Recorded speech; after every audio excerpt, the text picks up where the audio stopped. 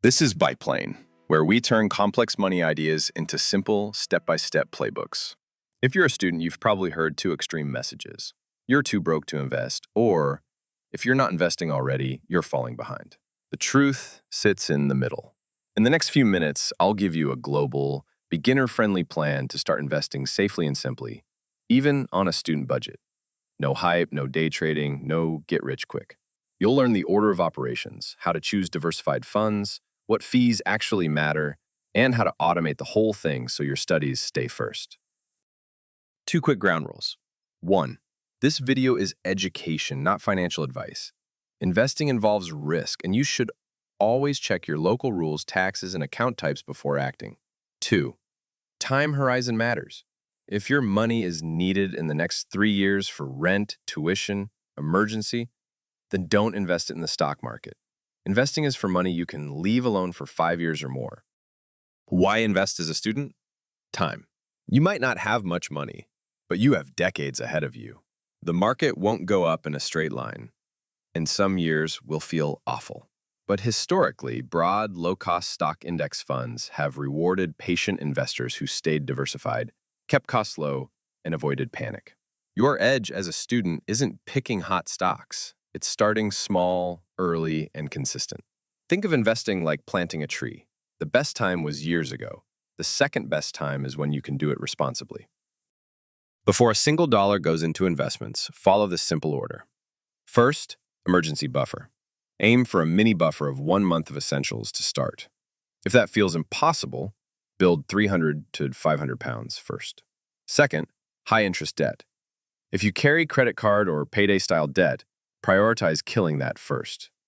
The interest is often higher than realistic investment returns. Third, income stability. A small, reliable income beats an irregular one when you're starting. Fourth, investing money equals long-term money. Only what you can leave for 5+ years. Fifth, automate. Set a realistic monthly amount, even if it's tiny. 10 or 20 a month beats 0. Keep these steps sacred. They protect your future self from today's stress. Let's talk about the first few steps that you need to consider when starting to invest. Step 1. Pick the right container. Every country has accounts for holding investments. Sometimes they're just normal brokerage accounts. Sometimes they're tax-advantaged wrappers that protect your growth from some taxes. I'll cover regional examples in a moment.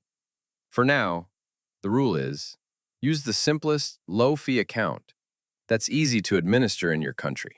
Step 2. Choose diversified building blocks.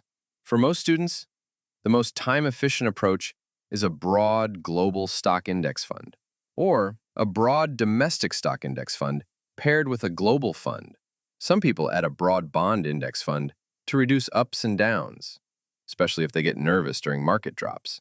You don't need to pick companies. You need diversification across thousands of them. Step 3. Keep costs low.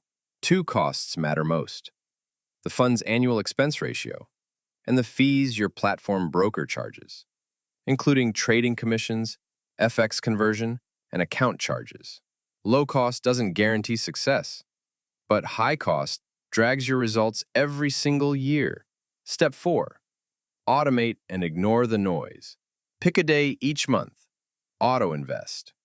Revisit once or twice a year to check your allocation and your goals. Your real advantage is consistency, not cleverness. Step 5. Behavior beats forecasts. Expect drops. Expect scary headlines. Expect friends bragging about short-term wins. Your job is to stick to the plan you wrote when you were calm, not to react when you're scared or envious. If you're in the UK, look at a stocks and shares ISA for long-term investing. It's a tax wrapper that shields your investments from income and capital gains tax inside the account. There's also a lifetime ISA for first home or retirement. Great bonus, but penalties for early withdrawals, so read the rules carefully. Student loans in the UK work differently from normal debt. For many graduates, they function more like a time-limited graduate tax. That means overpaying early isn't always optimal. Investing small amounts regularly could make more sense. Always check your specific plan rules. In the US, if you have earned income, consider a Roth IRA for long-term investing, after-tax contributions, tax-free growth if rules are met. Otherwise, A standard brokerage account is fine to start. U.S. students often juggle federal and private loans. If your loans are on an income-driven plan, overpaying early may or may not beat investing. Run the numbers and understand how forgiveness or interest subsidies work. In Canada, a TFSA is extremely student-friendly. Tax-free growth and withdrawals, subject to annual room. An RRSP is also powerful, but more salary-dependent. Be mindful of your tax bracket. Outside wrappers, you have capital gains and dividend taxes, so the TFSA is often the easier first step. In Australia, you'll likely use a standard brokerage for ETFs and index funds. Taxes apply outside superannuation. HECS help, student debt, is indexed to inflation and collected via the tax system. Overpaying versus investing is a genuine decision. Understand your income outlook and repayment threshold before you choose. Across the EU, check whether your country has a tax-favored account. For example, France has the PEA and Germany allows a small tax-free allowance on capital income. A practical detail in Europe is whether an ETF is accumulating, reinvest dividends, or distributing. Accumulating can simplify taxes for small portfolios, depending on your rules. Also, check whether a fund is reporting for tax in your country.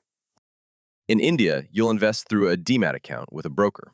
For hands-off investing, many students use broad equity index mutual funds, or index ETFs. Be mindful of securities transaction tax, exit loads on some funds, and capital gains tax rules. If your time horizon is under 5 years, stay conservative. Start with what you won't notice. If that's $10 or €10 a month, that's fine. The goal is habit formation. As income grows, part-time work, internships, side projects, increase the amount. A useful rule: when your income rises, send a slice of the raise to your investments before lifestyle creep eats it. That slice can be as small as 10 to 20%. Your future self will thank you. What about risk? Risk isn't a switch, it's a spectrum. Stocks are volatile, bonds are steadier, and cash is stable but loses purchasing power to inflation over time. If market swings make you anxious, start with a stock and bond mix that lets you sleep.